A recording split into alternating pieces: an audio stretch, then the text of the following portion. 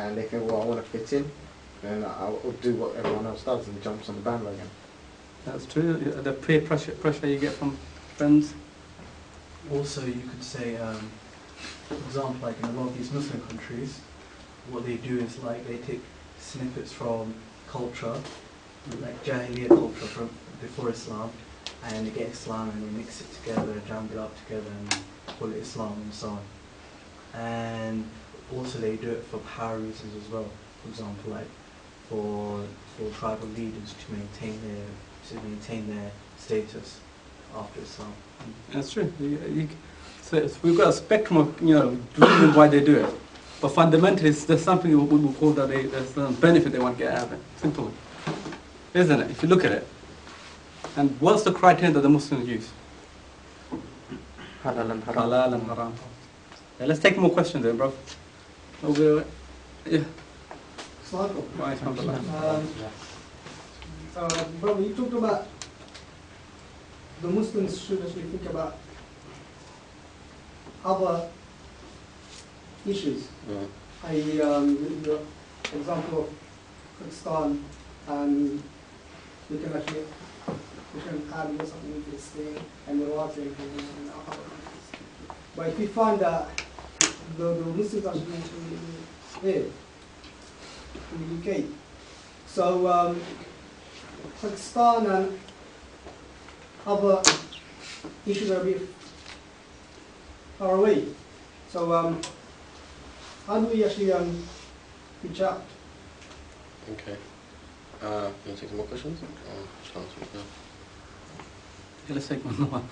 Yeah, but is this related? Yeah, I think it's a question. I think, just to add to what that brother said, I had a brother also here talking about earlier on. It's true that Pakistan is so far away and everything. When you speak to the Muslims in this country, you get the feeling, regardless of whether it's Pakistan, Gaza, Somalia, Sudan, they're just not interested. They're so comfortable in their lives. There's nothing, They could be Somalian, and whatever's happening in Somalia, they don't really care.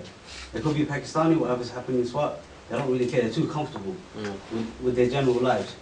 What is it we can do to, in a sense, wake them up? So the first question, look, even I think, look, the point of the talk, and I think over the next few weeks you guys are going to be going over what kind of activities. So next week's talk, the origins of hip hop, yeah, it's going to give you a taster or it's going to give you an idea of what kind of youth activism can you do in this country, yeah. What kind of things can you do to solve those type of problems? It's going to give you one idea, one action, or one type of action you can do, yeah.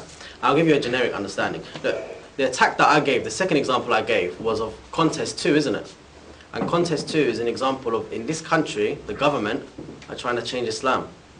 And you can't underestimate the importance of this move by them, because in this country, they are planning, and they are doing actually, they are sending people around the Muslim world to teach them this new Islam, this modern Islam, 21st century Islam. Yeah? So, what do you think? In this society, is there not much we can do? Can we not fight against, yeah? And I'll qualify what I mean by fight against, yeah, in a minute, yeah?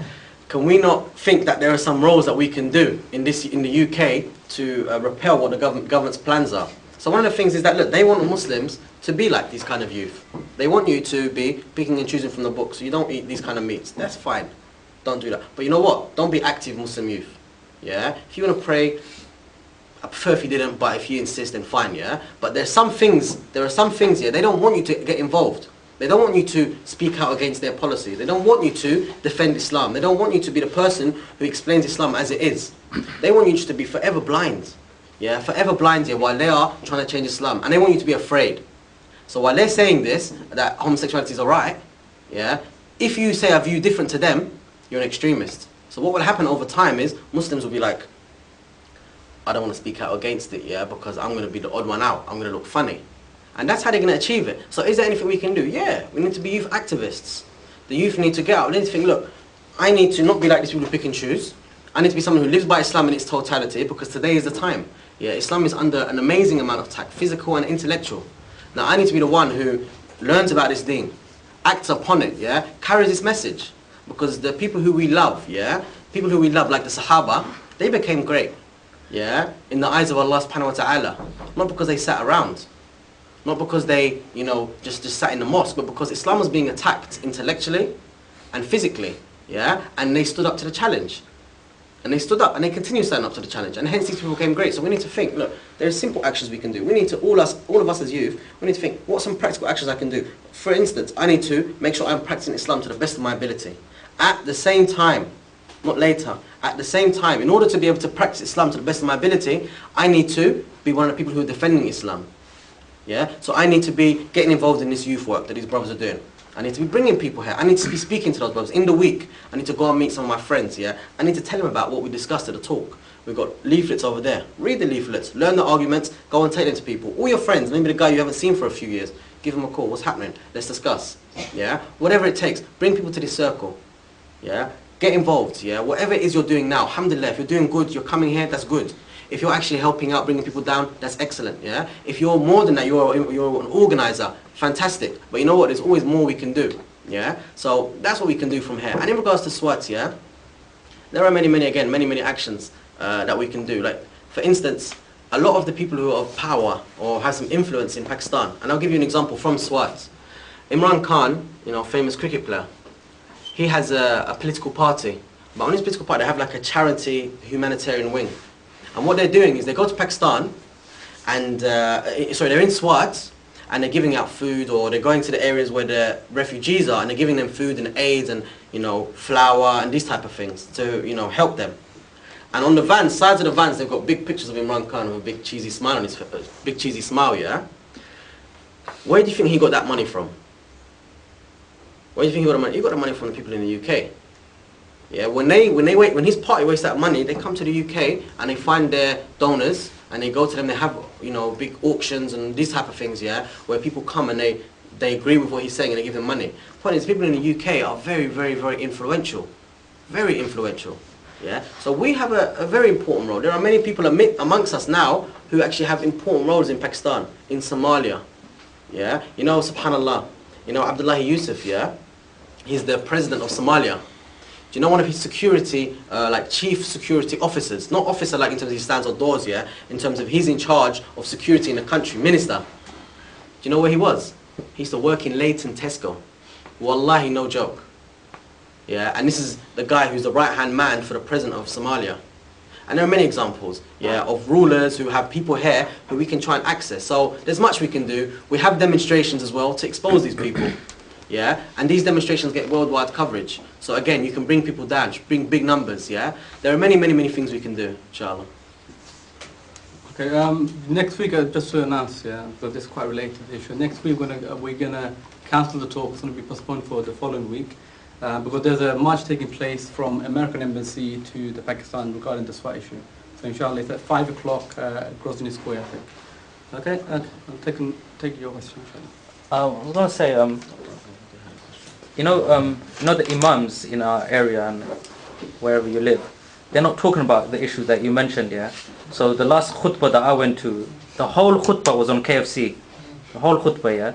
He was saying that, look, we shouldn't eat so much meat anyway. We shouldn't eat so much fried chicken. We should eat meat just once a week, yeah? This was the khutbah. And he didn't even mention about how the dogs are eating the flesh of the Muslims in Swat. You know what I mean? Even when Iraq and Afghanistan was being bombed, the first khutbah I went to after the bombing was the issue of how to make wudu properly. Yeah, so the imams are not talking about the issues here. So what hope do we have for the ummah to talk about it? Because the ummah give the leadership to the imams. You know what I mean? So how do we bring the ummah to the issues that he was talking about? We'll take that question. There was another brother put his hands up over there. Okay. Yep. One argument is that if you don't deal with these smaller issues first, you're never ever going to be able to deal with the bigger issue that you mentioned. So this halal meat, the wudu, salah, the prayers and these things, if you can't sort these out, how are we going to sort out the bigger problem? How would you respond to that? I've been watching Islam channel lately, and I see they've been raising money for Pakistan. They've been doing 100-meter sprints to raise money for Islam, for the Pakistan. Sorry. Do you think that's the kind of things that we should be doing to solve the problems over there? so forth. Okay.